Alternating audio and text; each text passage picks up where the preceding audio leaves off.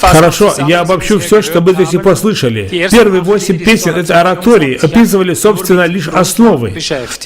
Основа основ — это познавать Его, познавать Бога. Мы созданы для того, чтобы быть причастны Его образу. В первоисточнике сказано: в становлении подобными Ему. Все должно стать им. Христос все во всех, и Бог в конечном счете все во всем. Это соединение является основой, которую мы рассматривали. Это богопознание имеет в виду не только то, что Бог существует, но с момента на момент познавать, что Он делает. И сверх того, третья ступень богопознания, цель всего, чтобы Он сам познал нас, то есть, чтобы Он сам жил через нас, чтобы Он жил свою жизнь через нас. Христос — наше освящение, Христос — наша всеобщая праведность на практике, Христос — наша речь, наш образ разговора, Христос — наше молчание, то есть Христос все во всем. Вторая основа. Мы пели, рассуждали о единстве в супружестве, а также воспитание по существу, чтобы не иметь просто формы. Это хорошо можно представить, если воспитывать по-человечески. Ты должен, ты не должен, ты должен делать это, ты не должен делать это. Этим мы можем лишь ввести детей в заблуждение. Ведь Писание учит нас, что мы без Бога не можем сделать ничего. Не так ли? Иисус сам сказал: без меня не можете делать ничего. Как же мы можем плоским образом воспитать детей быть благими христианами, в то время, если только Христос сам может быть христианином? Поэтому необходимо воспитание по существу, чтобы они научились во всем познавать Духа, научились познавать Бога, как из Бога познавать и жить. И тогда мы их не раздражаем, а постоянно ставим перед Богом. Они переживают что-то. Кстати, это вы увидите сегодня в фильме, ведь там продолжается эта тема дальше. Там на практике показано, как ставить детей перед Богом, чтобы они сами получали ответ на свои вопросы. Не мы должны им все пережевывать, а они сами должны получать ответы из Бога, учиться познавать Бога, учиться получать Божьи ответы. Потом они будут в восторге от этого. Это и есть внутренний мотор, который питает их. Итак, первую часть можно было бы обобщить следующим образом. Питайте детей Божьим инстинктом.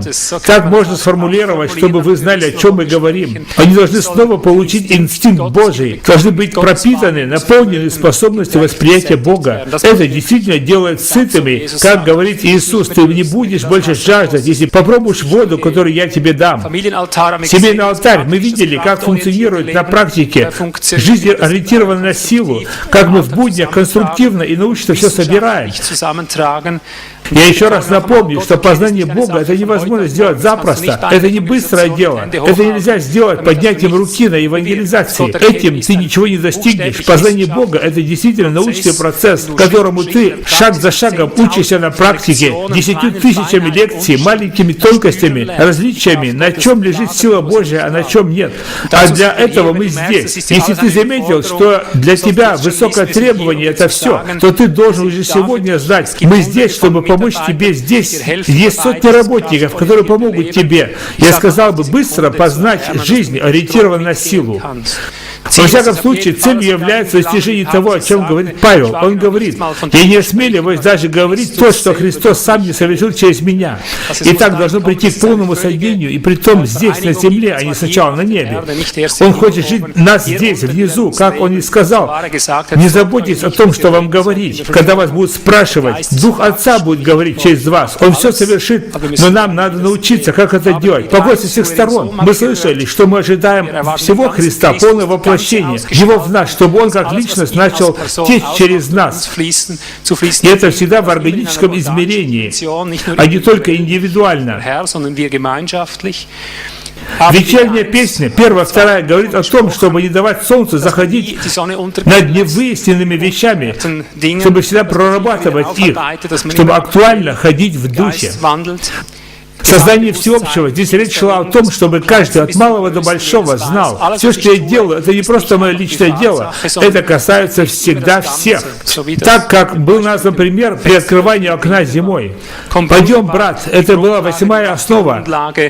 Обращение друг с другом. Вообще-то надо жить друг с другом, создавая, что в другом тоже живет Христос. Я хочу видеть в тебе Христа, чтобы не смотреть на других человеческим взглядом, чтобы у меня был такой же респект перед маленькими, ощущение, будто Христос лично живет в моей квартире. Только это имеет вес. Так как Он говорит, что вы сделали наименьшим, то вы сделали мне. Так как я живу в них, Он близок каждому из нас. Сейчас мы подходим ко второму основному уровню.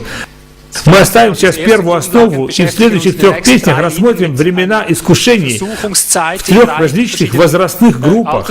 Первая возрастная группа – это возраст Илиаса. Он сам скажет о своей песне. Давид споет о возрасте примерно 15-летних. И потом Симон о его возрасте 20-летних. Нет ничего, что не испытывается, и это мы тоже должны преодолеть. Пожалуйста, теперь продолжай ты.